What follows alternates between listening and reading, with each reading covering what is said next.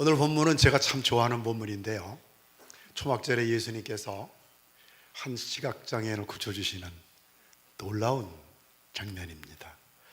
눈에 진흙을 이겨 붙이셔서 실로암에 가서 씻으라 라고 말씀하셔서 그 장애인이 실로암에 가서 씻고 송한 눈을 가지고 와서 예수님께서 그리스도시다, 하나님이 보낸 사람이다 라는 것을 바리새인들에게, 유대인들에게 알리는 그런 놀라운 일을 한 그때에 예수님께서 하신 말씀입니다. 우리 장애인들은 하나님의 일을 드러내는 사람이다 라는 말씀이지요. 이 장애인을 보고 예수님과 제자들이 같이 그를 장애인을 보았는데 시각이 달라요.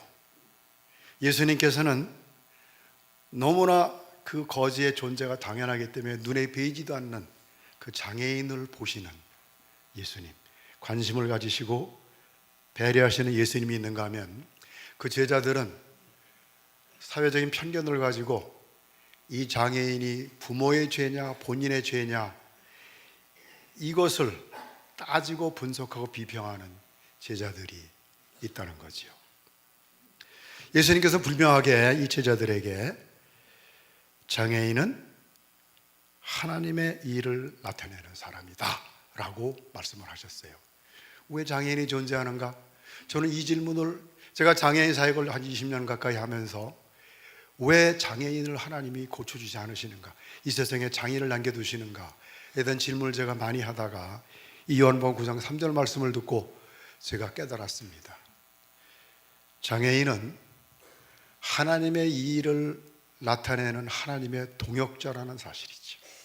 그들은 세상 사람들에게 하나님이 어떤 분인지를 보여주는 하나님의 귀한 일꾼이라는 거죠. 그래서 저는 미랄 선교단에 있을 때에 우리 장애인들과 함께 선포한 선언문이 있습니다. 그 선언문 중에 하나가 우리는 작은 예수다 라고 선언했다는 거예요. 장애인은 이 땅의 작은 예수라는 거예요. 예수님이 안 계시기 때문에 대신 장애인을 이 세상에 보내주셔서 그들을 통해서 하나님의 사랑과 하나님의 그 공의를 나타내는 그 일을 하는 사람들이 장애인이라는 거죠. 게다가 우리 장애인들은 우리에게 성경적인 삶이 어떠한 것인지 그 지혜를 그들의 삶을 통해서 보여준다는 겁니다. 그래서 제가 우리 장애인들과 함께 하면서 배운 것을 함께 나누려고 하는데, 저는 우리 장애인들 때문에 제가 목사가 됐습니다. 그런데 목사가 되고 나니까 참 세상은 불공평하다 제가 많이 깨달았습니다. 왜냐하면 병원에 가면은 중환자실이 있는데 목사 환자실이 없어요. 차별이 심합니다. 예식장에 가보니까 신부 대기실은 있는데 목사 대기실이 없는 거예요. 아니, 가톨릭이 우리보다 낫다는 얘기입니까?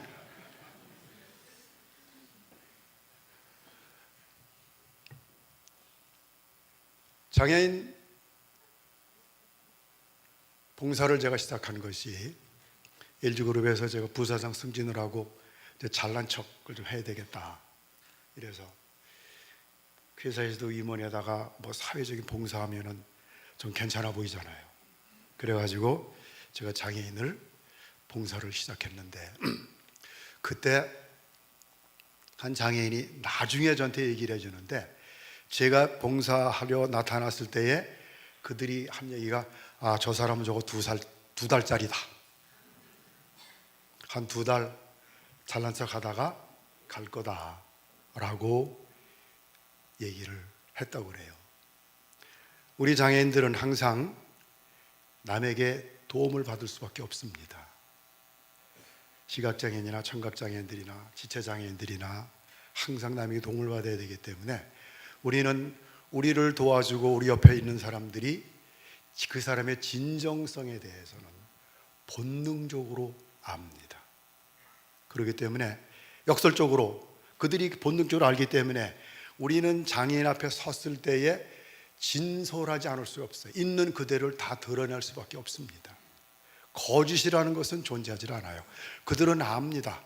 그래서 바리새인적인 생각을 가지고 오면 오케이, 와서 네 잘난 척하고 가. 난 뭐 도움만 받으면 되지 뭐. 이러고 끝나는 거예요. 진심과 진심이 통하지 않는 겁니다. 그래서 우리 장애인들을 대할 때는 방법은 딱 그들의 진정성, 진심으로 의도와 말과 행동과 뜻과 마음이 항상 일치된 마음으로 저들과 대할 때에 그들은 비로소 그때부터 우리라고 받아줍니다. 그래서 저는 시각장애인들 보고 막 야단칩니다. 너 이 녀석은 눈에 비는 게 없어서 그렇지 내가 목사님 앞에 있는데 인사도 안 해? 우리 지체장애인들한테는 막 야단칩니다. 목사가 왔는데 일어서서 인사를 해야지 앉아서 인사하는 법이 어딨냐? 이래도 그들은 웃습니다. 저는 눈에 비는 게 없으니까 라고 자기 자신을 있는 그대로 드러내는 그러한 상황에 만들어진 것은 뭐 때문이냐? 바로 진정성 때문이라는 거죠. 우리 장애인들은 우리로 하여금 우리가 세상을 살면서 가지고 그런 가식적인 행동, 마음에 없는, 의도에 없는 그런 언행 모두 압니다. 그렇기 때문에 그들과 함께 있을 때는 아주 그냥 있는 그들의 모습으로 함께 할 수가 있기 때문에 참 행복한 거지요. 또 장애인들이 가르쳐준 것이 있습니다. 이 세상은 한 걸음씩 걷는 것이다. 우리가 하는 것은 한 걸음씩 하나씩 해나가는 것이다 라는 것을 가르쳐 줬습니다. 우리 시각장애인들은 흰지팡이를 짓습니다. 참고로 시각장애인 외에는 흰지팡이를 가지고 다니면 안 됩니다. 그건 법으로 정해져 있어요. 국제법으로. 그들이 걸어갈 때에는 한 발짝 앞만 확인하고 문제가 없으면 내딛습니다. 우리 시각장애인들은 두 발짝 앞 생각할 필요도 없어요. 한 발짝 앞만 문제가 없으면 내디디는 거죠. 사실은 우리가 세상을 사는 것도 똑같다고 저는 보죠. 우리가 한 발짝 앞을 보면은 넘어질 일이 없어요. 앞에 돌 있는 걸 보지 못하고 10발짝 앞을 보다가 넘어지는 거지요. 세상은 그냥 한 걸음씩 걸어가는 겁니다. 그러다 보면은 천리길도 가는 거지요. 한 걸음씩 내가 할 수 있는 지금 그거부터 하는 거지요. 어느 한 청년은 아버지랑 낚시를 갔다가 자동차에서 내릴 때 반대 방향으로 내려가지고 지나가는 차에 치였습니다. 그래서 5개월 만에 깨어났어요. 그래서 그 친구가 재활 훈련을 하는데 제일 먼저 움직인 것이 새끼손가락입니다. 새끼손가락을 움직이다 보면은 손이 움직이게 되고, 손이 움직이면은 팔이 움직이게 되고, 이제는 몸을 움직이게 돼서 이제는 제법 잘 걸어다니면서 저만 만나면은 자랑하는 게 목사님 저에게 펴졌어요, 지을 수 있어요 라고 자랑을 합니다. 하나씩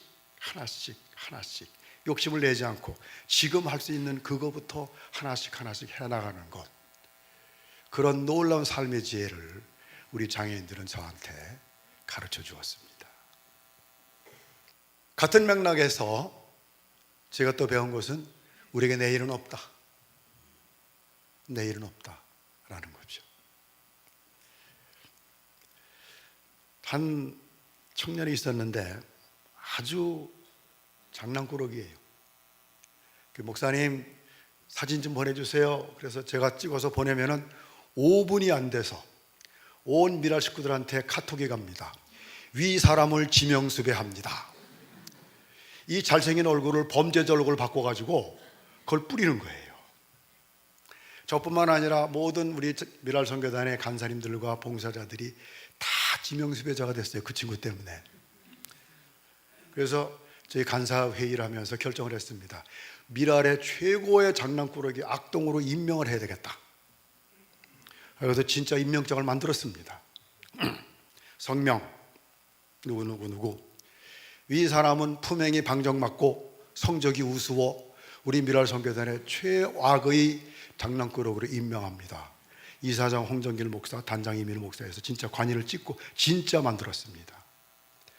저희는 항상 화요일마다 예배를 드리는데 그날 임명식을 하기로 했는데 이 친구가 안 온 거예요. 저희 장애인들은 생각보다 많이 아픕니다. 그래서 장애인들과 약속에 잘 안 지키실 때도 많이 있어요. 그거를 우리 시각으로 야단치면 안 됩니다. 어쩔 수 없는 상황이 그렇게 놓일 때가 있거든요. 그래서 안 뒀기 때문에 제가 전화를 걸어서 야, 너 내가 임명장 만들었는데 그거 보내줄게. 나중에 만나면 보내줄게. 그랬거든요. 주말에 전화가 왔습니다. 목사님, 나 병원에 있으니까 신방 오세요. 신방 오세요. 그러고 그쵸? 되게 건방져요. 근데 주일이라서 목사님 주일 마치고 내일 신방 갈게 그랬는데 바로 소천을 했어요. 임명장을 만들어 전해지를 못한 거. 왜 못 전해졌어요? 제가 내일 줘야 되겠다. 내일 줘야 되겠다. 이제 천국 가면은 그 임명장은 필요가 없어요. 그래서 모두 거긴 장애인이 없으니까. 그 임명장을 제가 앞에 놓고 늘 제가 자신을 돌아보는 거지요. 이제 대충 일 끝내고 오늘은 이제 그만하고 가야 되겠다라고 생각하면은 그 청년이 저한테 얘기를 합니다. 목사님, 단장님, 또 내일 하시려고요? 또 내일 하시려고요? 내일은 없을 수 있습니다. 사랑하는 분이 계시면은 오늘 사랑한다고 얘기해 주세요. 용서 받을 분 계시면 오늘 용서 받으시고, 용서하실 분 계시면 오늘 지금 용서하세요. 내일은 없을 수 있습니다. 저처럼 미련하게 내일 그러다가 전달하지 못한 임명장 가지고 눈물 흘리지 마시고 오늘 사랑하시고 오늘 전도하시고 오늘 나누시는 여러분 되시기를 축원드립니다. 그래도 우리에게는 포기할 권리가 없다. 우리는 포기할 권리가 없습니다. 하나님 우리에게 주신 일이나 삶이나 우리에게 주신 가정이나 가족들이나 친척들이나 친구들을 우리는 포기할 권리가 없습니다. 포기하실 수 있는 권리는 하나님밖에 없습니다. 그래서 우리는 우리에게 주어진 것이 이 부조리하고 불합리하고 불공평한 세상일지라도, 나에게 늘 해를 끼치는 친구랄지라도, 나를 힘들게 하는 가족일지라도 우리는 포기하면 안 됩니다. 절대로 포기할 수가 없습니다. 그것을 우리 장애인들이 저한테 가르쳐 줬어요. 한 자매가 있었는데 그 자매가 유일하게 쓸 수 있는 것은 손이었어요. 손으로 편지를 씁니다. 엽서를 써가지고 방송국에 보내요. 그 재미가 그 자매의 재미였어요. 사는 재미였어요. 그런데 어느 날 이 자매가 어느 의사의 얘기를 들었습니다. 수술을 하면은 손발을 다 쓸 수 있다. 그거는 거부할 수 없는 유혹입니다. 그런데 불행하게도 그 의사의 그 마음 내심은 이 자매를 자기의 실험 대상으로 삼고 싶었던 거예요. 그래서 수술을 하고 날 때 수술이 마치고 나면 후유증이 있을 수 있다는 얘기를 안 했습니다. 수술을 하고 한 1년 가까이는 두 팔을 다 쓸 수가 있었는데 후유증으로 이 팔까지 쓰질 못하게 됐어요. 그래서 그 자매는 이 손이 비틀어져 가지고 이 뒤에 이렇게 하고 다닙니다.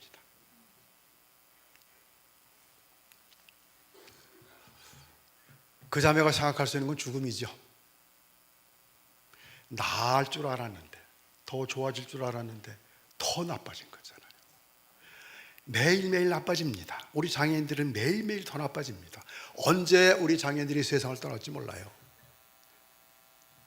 그런데도 우리 장애인들은, 그 자매는 포기하지 않았어요. 그리고 당당하게 살아갑니다. 지금 어떻게 사는 줄 아세요? 이 손 가지고 혼자 삽니다. 대단하지요? 물론 도우미가 항상 있습니다만은 도우미의 도움을 받더라도 이 손을 가지고 혼자서 살아간다는 거지요. 포기하시면 안 됩니다. 하나님을 믿는 사람들은 절대로 포기하셔는 안 됩니다. 그것을 우리 장애인들은 저에게 가르쳐 줬습니다. 하나님은 사랑이십니다. 그런데 가장 하나님의 사랑에 가까운 사랑을 하는 사람들이 바로 우리 장애인들입니다. 제가 그 예를 말씀드리려고 해요. 어느 집사님이 계셨는데 이 집사님이 결혼을 했어요. 이 집사님은 한쪽 팔과 한쪽 다리를 못 씁니다. 지체장애죠. 근데 결혼을 했는데 그 부인은 정신장애와 지적장애가 있었어요. 그 말은 쉽게 말씀드리면 정신박약에 정신병이 있다는 거예요. 그래서 자기 몸을 추스르질 못합니다. 대소변도 가리지 못하면서 생리를 해도 그 생리대를 남편이 갈아줘야 돼요. 한 손밖에 쓸 수 없는 이 손 가지고 밥하고 청소하고 부인 수발해주고 청소하고 이 일을 하는데 장모님이 치매에 걸리니까 처갓집에서 그 장모님을 이 장모님께 또 보냈어요. 그래가지고 치매 걸린 장모님과 그 정신병에 걸려있는 아내를 수발하는데 얼마나 이 집사님이 열심히 했는지 몰라요. 참 저는 부러웠습니다. 마누라가 이쁘면 처갓집 말뚝 보고 절한다고 그러더니 진짜구나 라는 걸 제가 배웠는데 이 장모님이 돌아가셨습니다. 돌아가셨는데 처갓집에서는 이 부부를 상가에 오지 못하게 하는 거예요. 아니, 아예 상주 명단에 빠졌습니다. 물론 저는 이해를 합니다. 문상호는 문생객들에게 이 보잘것없는 딸과 지체장애를 가지고 있는 사위가 얼마나 부끄럽겠어요. 그러니까 오지 말라고 했는데 그 얘기를 듣고 제가 화가 나는 거예요. 억울하시죠? 좀 억울하잖아요, 우리가 듣는 사람도. 그래서 집사님 화나지 않으세요? 분하지 않으세요? 라고 얘기할 때 그 집사님이 하신 말씀이 목사님 저는 괜찮아요. 왜냐하면 저는 아내를 사랑하거든요. 괜찮아요. 저는 아내를 사랑하거든요. 이런 사랑 받고 싶으시죠? 특히 우리 집사님, 여집사님들 이런 남편이 있으면 세상에 부러울 게 없겠지요? 3일밖에 안 갑니다. 또 싸워. 그래도 저는 그런 사랑을 받았습니다. 우리 소나라는 자매가 있었는데 아마 소천했을 거예요.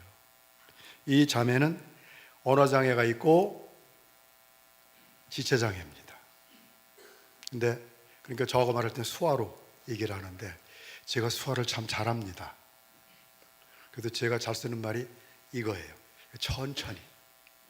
수화 빨리 못 따라가겠어요. 저는 천천히라고 얘기를 하는데 제가 수화를 잘 못하니까 이 자매는 시간만 나면은 제 손을 펴고 여기다 필담을 하는 거예요. 하루는 물어보는 게 목사님 뭐 좋아하세요? 참고로 알아도 전 만두를 좋아합니다. 그러고 지나갔는데 한 6개월인가 지나고 나서 그 자매의 집을 제가 신방을 했는데 밥상이 나왔어요. 밥상 위에는 만둣국, 군만두, 찐만두, 물만두, 왕만두가.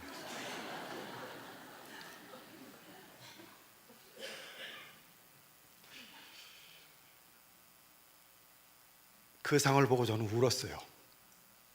왜냐하면 그 자매와 그 자매 어머니가 저에게 주시는 사랑이 너무 저는 행복했습니다. 그래서 그때 제가 쓴 에세이가 제목이 사랑은 받으면서 완성된다 라고 제가 썼던 기억이 납니다. 우리 장애인들은 우리에게 진정한 사랑이 무엇인지를 가르쳐 줍니다. 장애인은 어느 나라를 가든지 그 나라 인구의 10%입니다. 그 중에 많은 장애인들이 그 중에 또 10%가 청각장애인들입니다. 농인들이죠. 어쨌든 그럼 우리 남한의 경우는 인구가 5천만이라면 500만 명이 장애인이 되어야 되는 거예요. 근데 실제로 장애인으로 등록되어 있는 장애인들은 300만이 안 됩니다. 그럼 200만은 장애인으로 등록도 안 돼 있는 거죠. 부끄러우니까. 그들을 찾아내셔야 돼요. 200만의 숨은 장애인들을 여러분들이 찾아내셔야 됩니다. 같은 논리로 따진다면 우리 한사랑교회의 성도가 예를 들면 5천 명이다. 그러면 우리 한사랑교회에는 500명의 장애인이 있어야 되는 게 마땅하지 않습니까? 제가 여러분께 드리는 도전입니다. 교회에 10분의 1은 장애인이 돼야 되지 않겠습니까? 그 장애인들이 다 어디 있습니까? 부끄러워서 장애인 등록을 하면 많은 혜택을 받는데도 그 등록도 안 하는 장애인들이 많다는 것을 늘 염두에 두셔서 그들에게 관심을 가지셔야 됩니다. 이들이 장애인이나 장애인들의 가족들이 가지고 있는 감정이 있습니다. 그 감정이 크게 세 가지인데 그 첫째가 죄책감입니다. 이해가 되시죠? 우리 애가 뱃속에 있을 때 내가 뭘 잘못 먹어서, 애가 그때 불가에서 노는 걸 내가 막았어야 되는데 그걸 못 막아서,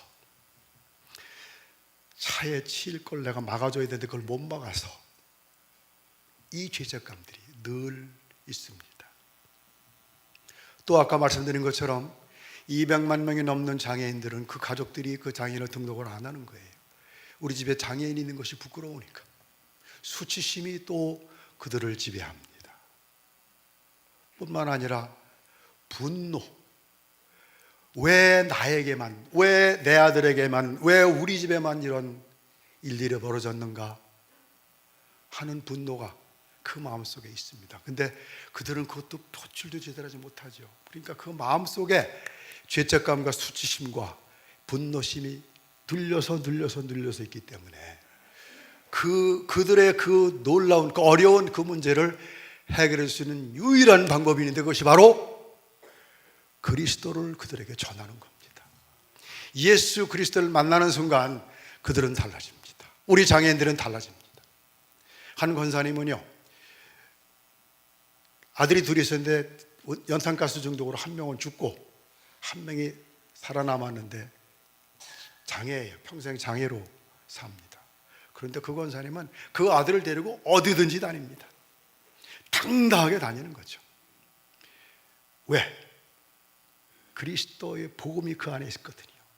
하늘나라에 가면은 하늘의 소망이 그 속에 차고 넘치기 때문에 그 권사님은 표정이 얼마나 밝은지 몰라요. 그 아들 데리고 다니면서 당당합니다. 우리 휠체어 장애인들도요, 우리 크리스찬들, 예수 믿는 우리 장애인들은 전혀 개의하지 않습니다. 필요하면 선생님 좀 도와주세요. 당당합니다. 당당합니다. 그들이 당당한 이유는 딱 하나예요. 예수 그리스도와 십자가의 부활의 능력이 성령께서 그들 마음속에 가득하기 때문에 그들은 그 불편한 몸을 가지고도 이 세상을 당당하게 살아갈 수가 있는 거지요. 그리스도를 전하십시오. 그들을 교회 문을 열고 그들을 데리고 들어오셔서 이 좋은 소식, 예수 그리스도, 하나님이 우리의 구세주시고 우리의 영원한 소망, 그 소망을 여러분들이 전해주시면은 그들은 분노심과 죄책감과 수치심을 이겨낼 수 있습니다. 여러분들은 그 일을 해주셔야 돼요. 그 일을 하기 위해서는 장애인과 함께 하셔야 됩니다. 우리는 본능적으로 분석과 비판, 편견에 사로잡혀 있는 제자들과 똑같습니다. 그래서 우리는 무의식 중에 우리는 정상이고 저들은 비정상이다라고 말을 합니다. 무의식 중에. 우리의 시각에서 보는 거지요. 예수님의 시각에서 보면은 안 그렇죠. 아까 우리 장로님 기도해 주신 것처럼 모두가 하나님의 귀한 창조물인데 왜 우리의 시각에서 저들을 비정상으로 봐야 되겠습니까? 그들과 함께 하셔야 됩니다. 우리 장애인들이 우리 비장애인과 차이가 나는 것은 아무것도 없어요. 다만 조금 더 늦고, 그죠? 조금 더 시간이 걸리는 것 뿐이에요. 우리가 화장실 5분에 갔다 올 때 우리 장애인들 30분 만에 갔다 오는 거 그거 차이밖에 없어요. 그게 뭐 대수 큰 차이 아닙니다. 그죠? 그들의 감정이나 우리의 감정이나 우리의 생각이나 우리의 욕구는 다 똑같습니다. 더욱더 우리 비장애인들도 조만간에 장애가 됩니다. 이미 귀에 안 들리시는 권사님들 계시잖아요. 잘 안 보이는 장로님들 계시죠? 거동이 어려워지시는 분들 계시잖아요. 장애잖아요. 그들은 이미, 우리 장애인들은 우리에게 여러분들도 조만간에 장애가 돼. 잘 안 보이고 잘 안 들리고 그럴 때에는 우리처럼 이렇게 예수님을 믿고 의지하고 잘 살아가면 됩니다라는 것을 보여주는 거지요.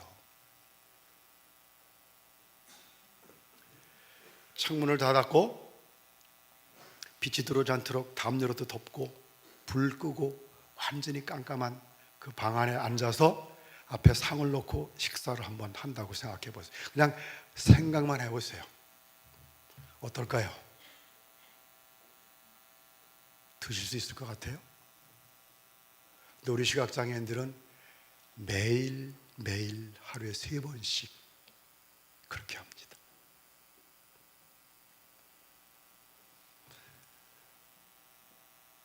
어려움을 함께하는 방법은 그냥 간단합니다. 그냥 눈높이를 맞춰주시면 되는 거죠. 제가 결론적으로 말씀드리는 거예요. 눈높이를 맞춰주시면 됩니다. 어느 미국의 한 어머니가 워킹맘이죠. 딸아이를 제대로 돌봐주지 못했기 때문에 큰 맘 먹고 회사로 휴가를 내고 딸과 맨하탄 구경을 갔습니다. 12월 달에 되면은 맨하탄은 굉장히 아름답습니다. 크리스마스를 장식을 하기 때문에 그것을 보여주러 간 거지요. 그래가지고 딸의 손을 잡고 사방 다니면서 구경을 시켜주다가 문득 보니까 딸아이의 운동화 끈이 풀어진 거예요.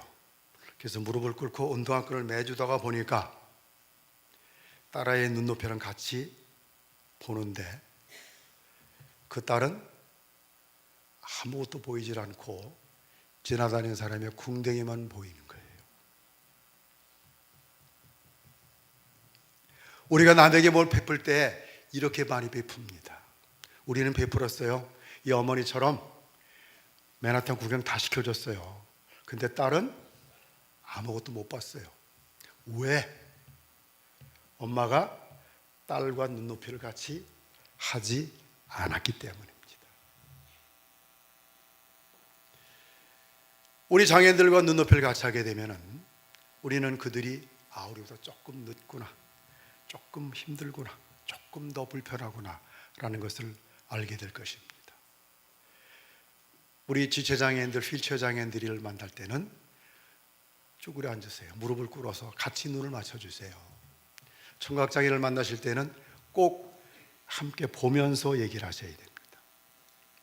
시각장애인들을 얘기할 때는 아무리 사소한 거라도 말로 설명해 줘야 돼요. 야, 이게 개나리꽃이 폈다. 이 진달래가 폈는데 너무 이쁘다. 색깔이 너무 이쁘다. 야, 20개가 넘은 것 같아. 라고 해서 시각장애인들이 눈앞에 보이는 것을 알 수 있도록 우리 해줘야 되는데 그냥 지나가면 전혀 의미가 없는 일이 되는 거지요. 조금만 더 관심을 가져주십시오. 조금만 더 그들의 눈높이에 가셔서 그들로 함께 해주신다면 우리 한사람교회 이 믿음의 공동체에서 장애인들이 바글바글하고 그래서 그들 여러분들이 우리 교회로 우리 곰대위 공동체로 인하십시오. 그리고 그들을 통해서 하나님의 사랑을 배우셔서 그 사랑으로 아웃하셔서 한사람교회가 우리 황성수 목사를 위시한 우리 모든 믿음의 공동체 여러분들께서 이 사회적 약자들에게 이 교회 문을 활짝 열고 또 그들을 통해서 배운 것을 함께 나누는 놀라운 축복을 함께 하시는 여러분들 되시기를 주님의 이름으로 축원드립니다.